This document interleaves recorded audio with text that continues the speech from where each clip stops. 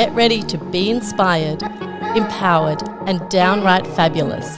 This is Invest in Her, and you are about to become the best version of yourself.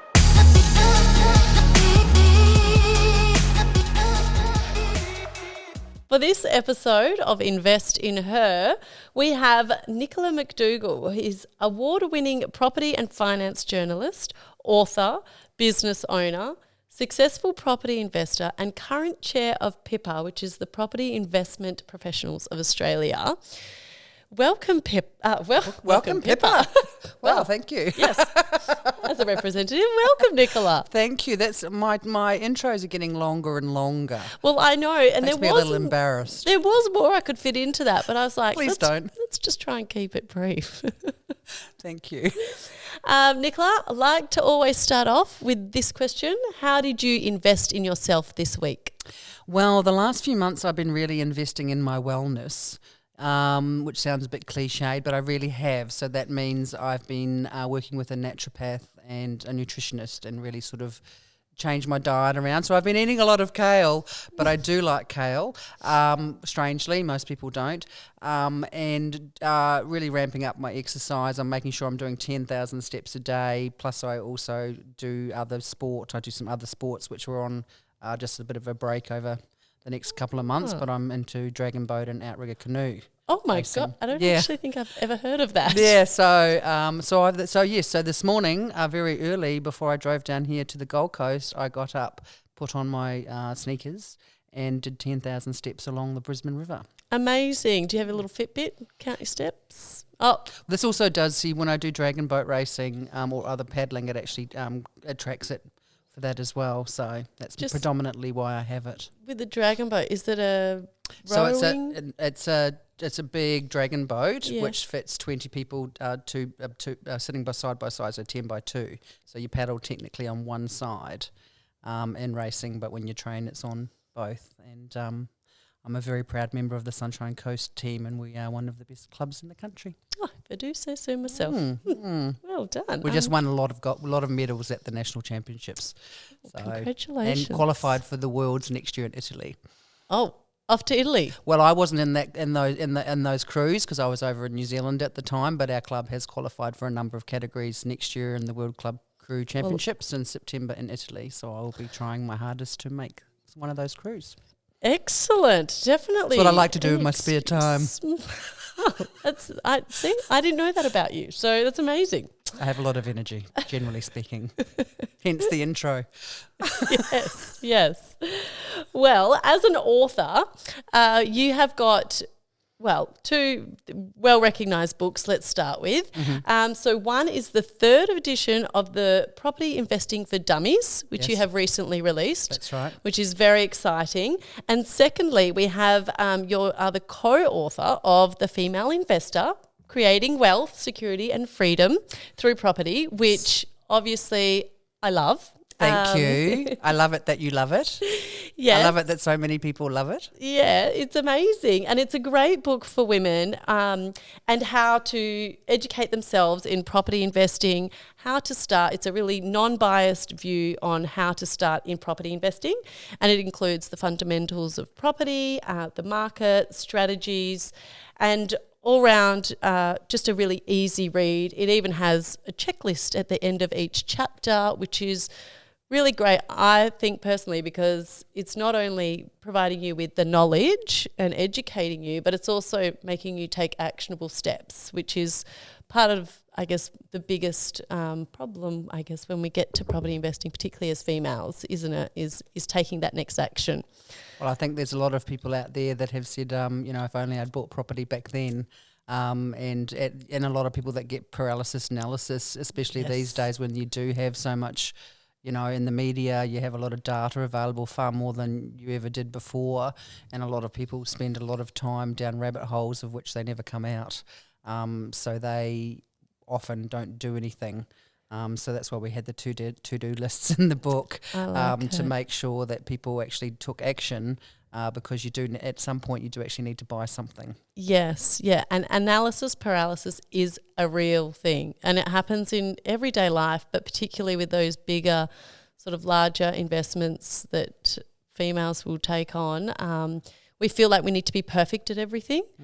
And funny enough, analysis paralysis is probably comes from people who are very educated and know things quite well, like have done their research, but it almost sort of creates a cycle, and it's almost like it's self-defeating clearly, but also they get to the point, unfortunately, where they the mythical trying to time the market, and all of these types of things. When there's a saying in the industry, when was the best time to buy property? Yesterday, and if you couldn't do it yesterday, do it today.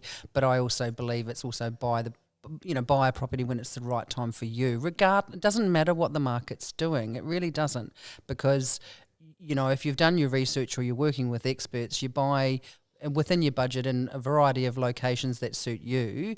And clearly, we're always about long-term mindset, long-term investment. So it doesn't matter what the market's doing. If you're trying to time it, there are plenty of experts out there that get it wrong all of the time, who have been doing it for decades. And I always find it quite interesting that people think that they'll be able to do it when, some ladies and men that have been doing it for decades very rarely pick the bottom of the market or the peak, apart from in the rearview mirror.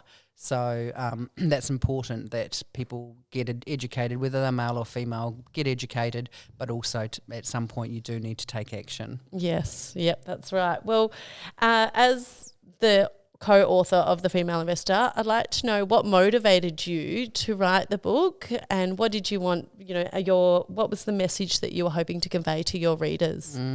It's funny because the book came out last year, and it's been really successful, won the Personal Finance and Investment category at the Australian Business Book of the Year Awards, which was such a huge thrill. I actually came up with the idea, I think in about 2017 or 2018.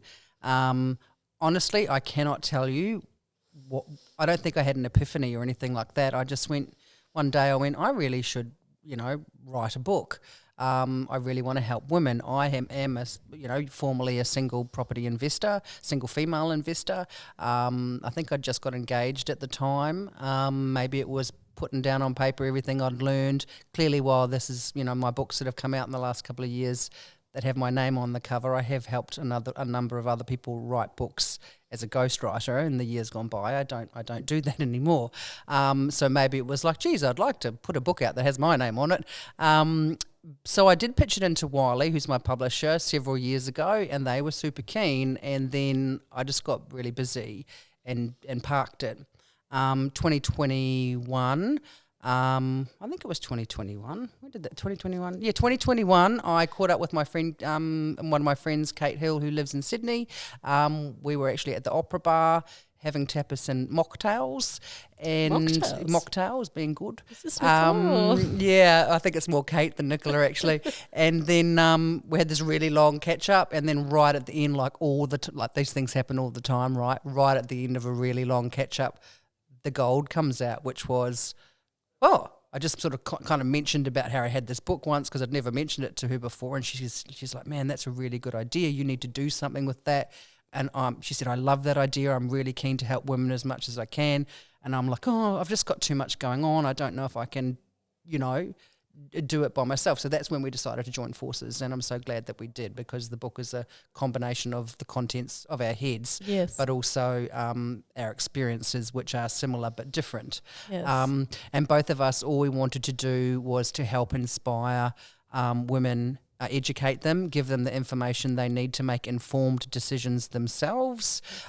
Clearly, we already knew all of the terrible statistics that are out there about the poorer financial outcomes for women throughout their working lives and into retirement. And we also knew that women generally are not going out there and buying a property by themselves when they're younger.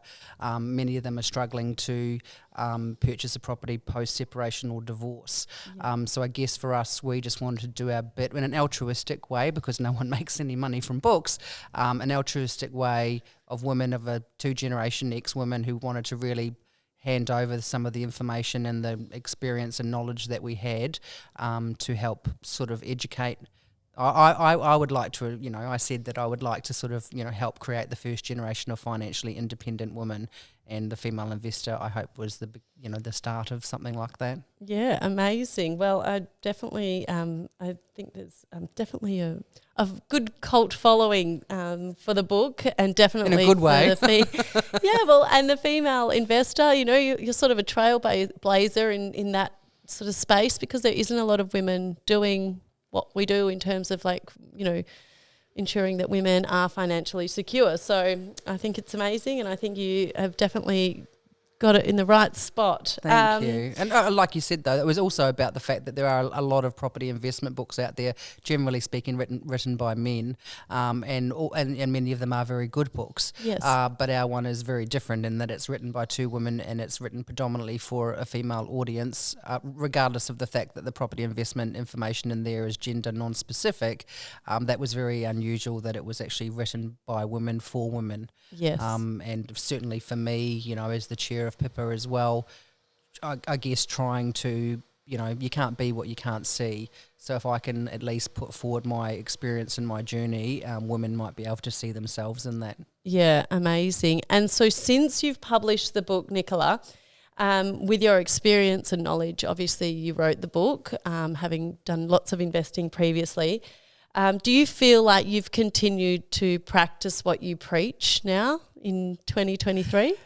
Yes, definitely. It's lovely to hear from a lot of women.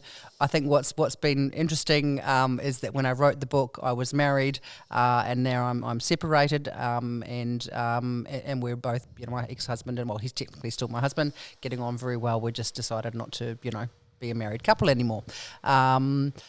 So that's been really interesting in regards to when we wrote it, we had certain advice in there, which obviously Kate's married and she continues to be married. And we were kind of like going, okay, well, we believe that this provides you, more financial independence. If you had, properties outside of a marriage that perhaps you'd bought before the marriage, we talk a lot about, having that financial independence from each other in your relationship. And as I've learned over recent months, it is true. Everything that I was talking about in the book has actually happened to me in a good way, such as, when my husband and I decided to separate, it was actually quite seamless and quite easy. I had existing properties that had always sat outside the marriage. I was able to move out of the property that we owned together in another location and move back into a property that I pre-owned somewhere else.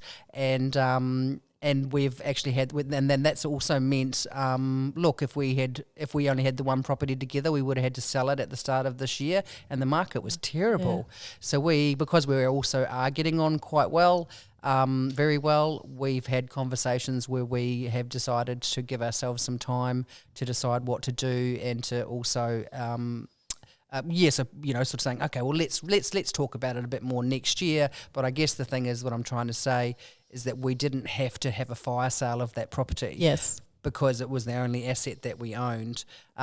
So at the moment, sitting here right now, he's still living on the Sunshine Coast. I'm back living in Brisbane. We're sharing custody of our dog, which is going on great. And we have this one property together, which we are both considering our options with, which we wouldn't have had, obviously, if I didn't have a portfolio outside of the relationship. But importantly, I always kept it financially outside of the relationship throughout our marriage. So there was no cross-pollination of funds or anything like that. It was always very, very separate to anything that we did together. Yes, and I think it's really interesting that you mentioned that you could move out and go to your property, which is such a big thing for so many women, particularly those who are unfortunately in DV circumstances, or just in any sort of threatening situation. Not to suggest that you at all are, but it just means that importance of security for women from a safety, not only financial, but a safety point of view. That's right, and even in the name of the book, security. And whilst, that property the one that I live in now, had formerly been my home, then it became an investment property, now it's my home again. And I actually had given the tenants notice to leave because there was actually some water damage that wasn't getting fixed. And so I was like, look, I'm going to get in there myself and get it organised. And so it just happened that it actually happened to be empty a couple of months before we decided to separate.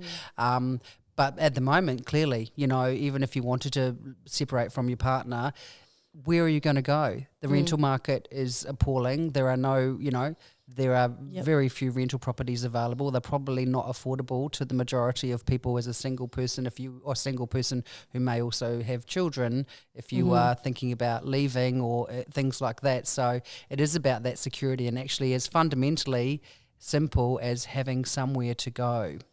If you decide that the relationship breaks down, sure, it might not be you that goes, and that's obviously a decision for a couple to make, but it's about creating that opportunity that you can actually physically go somewhere if you decide that the marriage or the relationship has broken down. It definitely gives you options. And I think I mentioned to you that I was listening to a talkback radio just this week, and it was people calling in saying that they had split up with their partners or husbands, but they were still living under the same roof, which was really taking a toll on their mental health.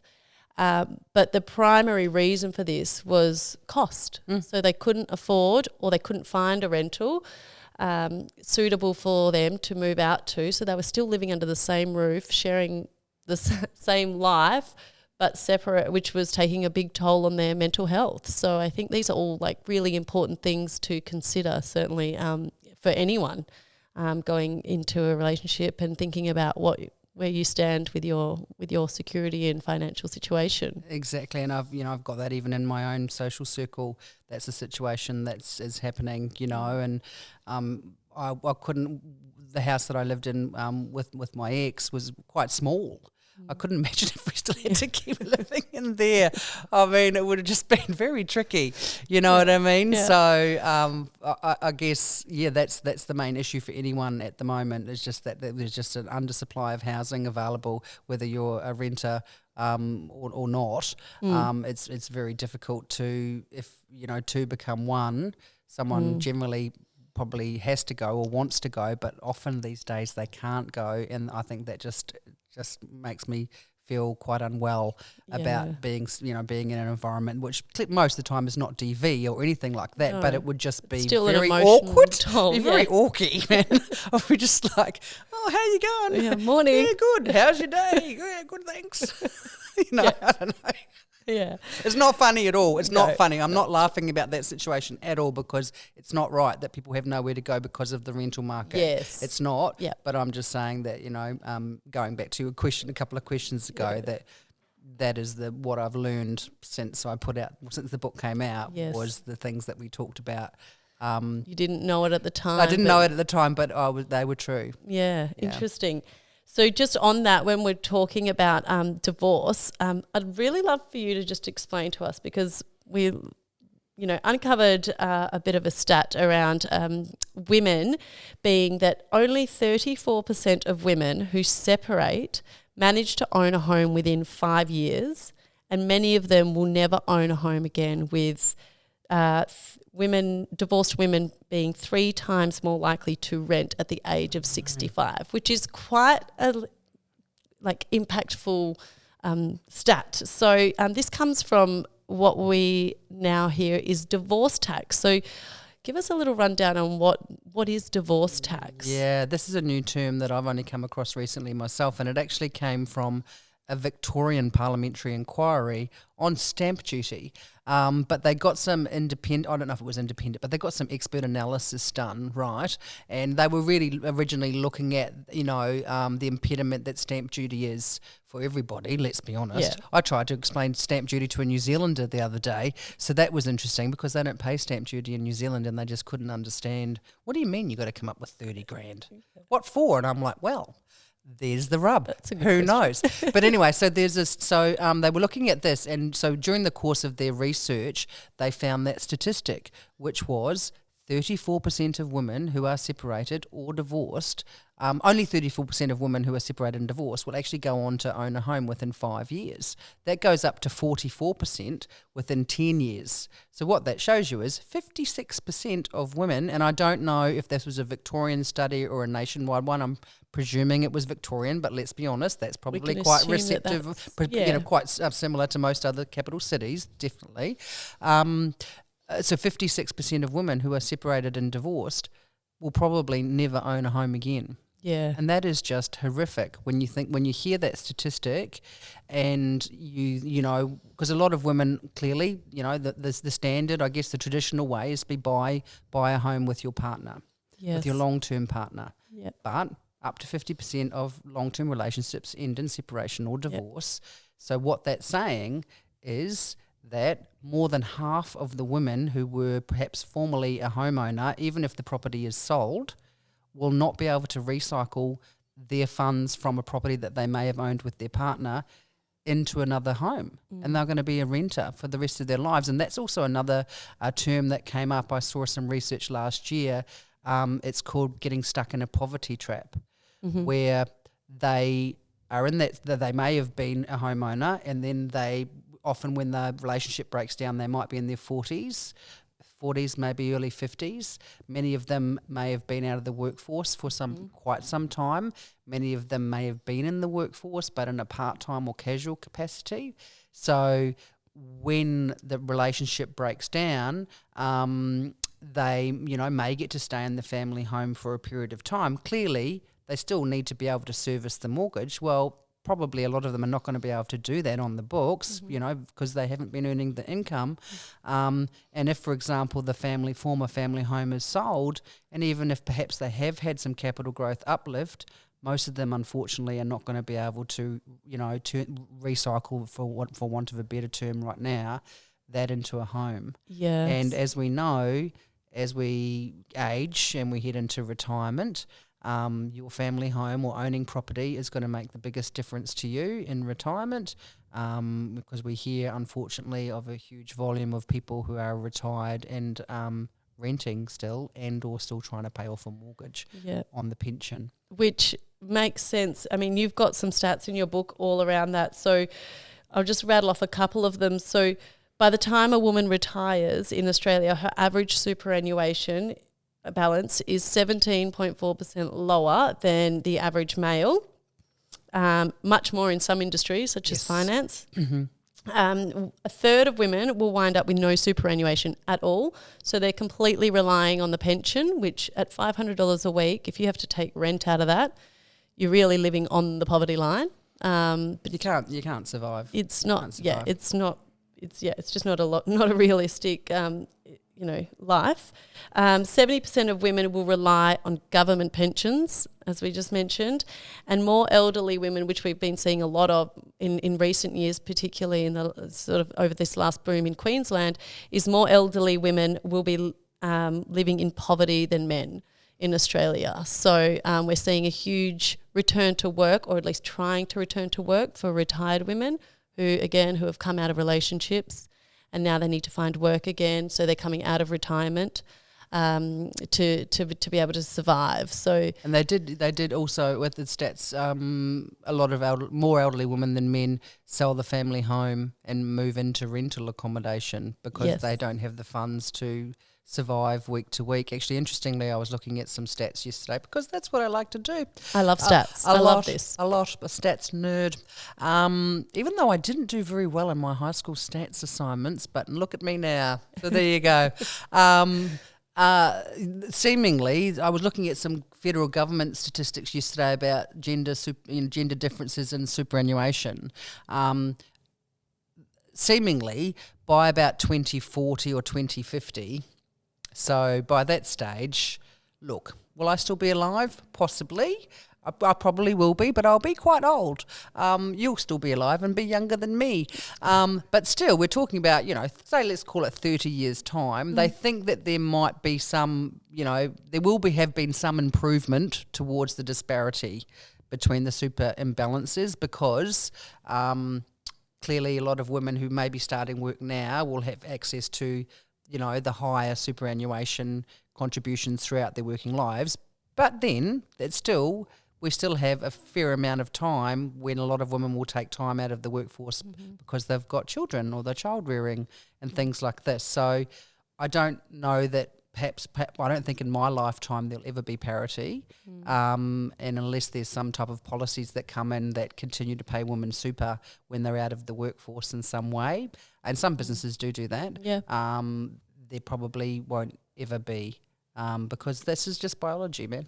You know? Yeah. At the end of the day, it really is. You know, women might sort of, at the beginning, women might sort of say, I'm going to go back to work, but once they have children, they decide that they want to stay at home, and that's obviously completely normal and encouraged. Yeah, and I guess it comes back to, whilst we're working on the bigger picture with governments and larger companies offering these sorts of benefits, at the end of the day, we can only really rely on ourselves to make sure that we're secure and protected. We can't change factors outside of our control, so we just have to maximise what we can do with our current income and with our current position, and that is just to invest aggressively.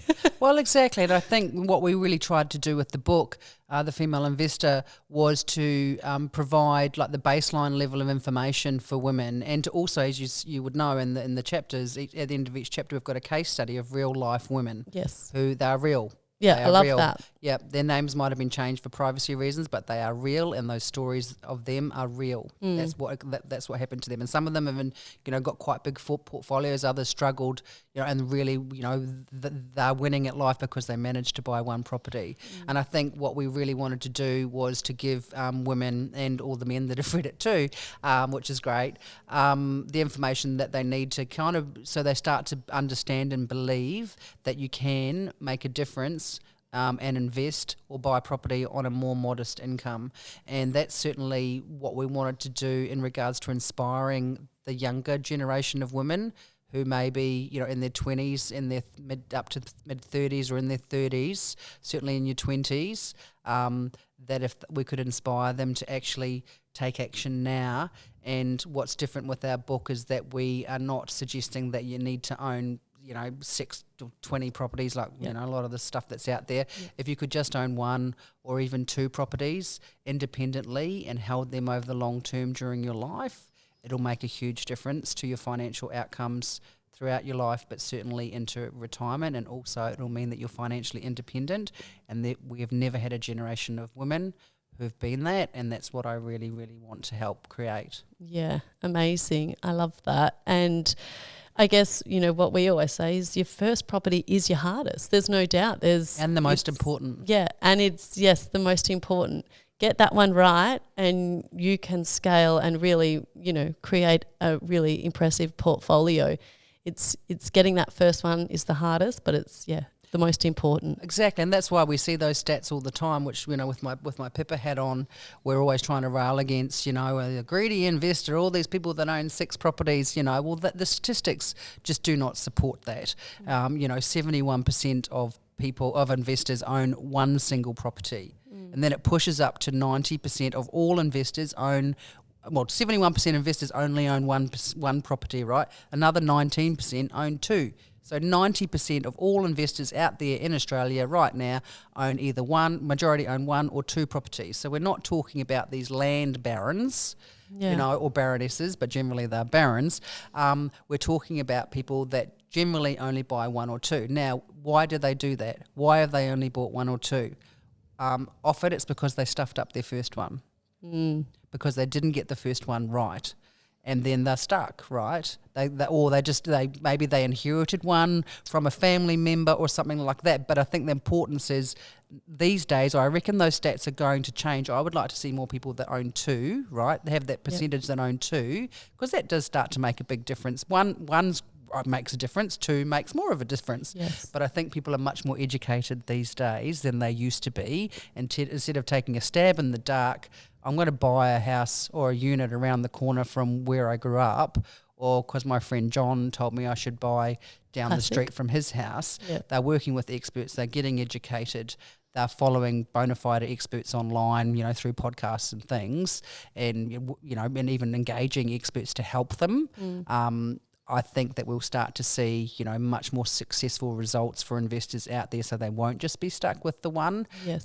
because they made a mistake with that purchase to start off with. And I know just from my circle of friends even, it wasn't necessarily that certainly they got the first one wrong, so they couldn't leverage off that. But secondly, they were too scared because they had been sort of damaged in the first one. So their confidence to do anything more after that was obviously absolutely down to the ground, which then it causes all sorts of hesitation, analysis paralysis in a different regard again.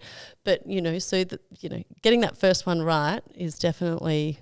And I think pivotal. as well, I would like to see a new generation, well, it's already started, right? A new generation of landlords and landladies. I love that term. I know. That's in the book, landladies. I know. I'm so sick of having it being called landlords all the time, who have bought, have bought the right property, right? Have bought the right investment property. So they're not, strapped for cash all the time. And we do, unfortunately, like any industry, has a bad cohort of people who don't do the right thing, same as the other way around with tenants. But I think if we had investors who'd actually invested smartly and bought the right properties, that's actually got strong cash flow, got good capital growth prospects, and they're able to without question manage that property well with professional property managers, and they have enough money coming in to cover their expenses and any repairs, I think that's going to be better for everyone. But again, it all comes down to just making sure that you're making the right decisions, and definitely making sure that you're following the right experts online, because there's a lot of people out there that are purporting to be something that they're not. Mm-hmm. Yes, and that's where Pippa steps in. Thank you. Segue. So in the book, it was said that you wish to create a community of women who are taking action to secure their financial future. And if you could motivate, encourage, or nudge even one woman, then it was a success to you. I'd love to know what sort of, personally, I know you've created, advocates for your book, and there are people like me who love to preach it. But I'd love to know if you have any individual circumstance or any individual women who have said to you, your book has led me to. Yeah, and I was actually thinking because you just reached out to me, didn't you, last year? And I loved that. It's been amazing, and that's how we first met. Yes. And obviously we're doing more together now, and thank you. Thank you for reaching out to Thank you to for me. meeting me But for that this is coffee. I'm sitting. How great this is to sit down and do this. Yeah. Because this is what I'm talking about. Yeah. And clearly, we're of different ages, but then you're helping to inspire the next generation of women. But you got inspired originally. I'm sure you were inspired by a lot of things, but also by the book. Yes. So it's happening. And stats. I got buried in a hole of stats when I first came up with the idea, and then I was like, something's got to be done. Yeah, exactly. But yes, to answer your question, Kate and I received an email from a woman within the first week of the book coming out, and she'd read it in one sitting. And had done a certain amount of work. She was in Sydney, had done a certain amount of work to buy, I can't remember now because it was about 18 months ago, if it was her first property or maybe an investment property, but that book motivated her to do it. So when we got this email, Kate and I rang each other and we cried on the phone. Oh, that's so nice. Because we were like, we did it. And then we went, anything else from this moment is gravy, because that was all. And so when we were writing it obviously with all women in mind. Obviously there's information in the book that's of use to women of all ages and income levels. But that was our one sole goal, was to motivate and inspire one woman, and we've motivated a heck of a lot more than that. Yes. Which is amazing. Yeah, it's amazing. And I do get emails, messages through LinkedIn quite regularly. I've had a lot of support from yourself, but also from a lot of men in the industry who've got me on their podcast and really been really, really supportive of our book. So we do get we get a lot of feedback, more and more from readers of the book, and just, saying how much it's helped them make decisions, or it's helped them believe it's possible, as often I get messages. Yes. That, that whole concept, I think I mentioned before, you can't be what you can't see. So that's where we're sitting a little bit too. I got some messages 2 in one day actually recently, which was just beautiful. from women who said that thank you, I believe I can do this now, whereas before they didn't. Which is so, I mean, this is why we do what we do. It's knowledge is power, and power gives you the confidence. And that's where this all comes from. And this is why we just continue just preaching and educating women so that they have the confidence to make those decisions, and they can make an educated decision. They're not stuck in analysis paralysis because they understand the lay of the land. They understand or they trust advisors to help them. Yeah, and it's also equally, in relationships. So we're not just sitting here talking about, people that are single and or separated, divorced or widowed. Of course. Clearly in relationships, generally speaking, often there are people that are more financially conservative than others, and sometimes that's the guy, So we get a lot of women who have obviously read the book, who are the ones that actually make all the property investment or the property buying decisions. Yes. But because they are more interested in it, or the husband might not be, and then you do have those different risk profiles in relationships. Yep. So it's about with either party being sort of more educated about it, and if it means that more women in marriages are going to say, you know what, I really want us to go out and add to our portfolio or create a portfolio in a strong marriage that's going to last the distance. Well, that's awesome as well, isn't it? Yeah, amazing. Yeah. Exactly. Yeah. And a lot of the people that come through Invest Her, I must say, they come with their partners. Yes. But it's the women who are just trying to understand and educate themselves so they can go in confident, knowing that they're making the right choice. Exactly, 100%. So I like to finish off on a couple of just more fun, lighthearted questions. So what are you, Nicola McDougall, most proud of yourself? Oh my Lord, God.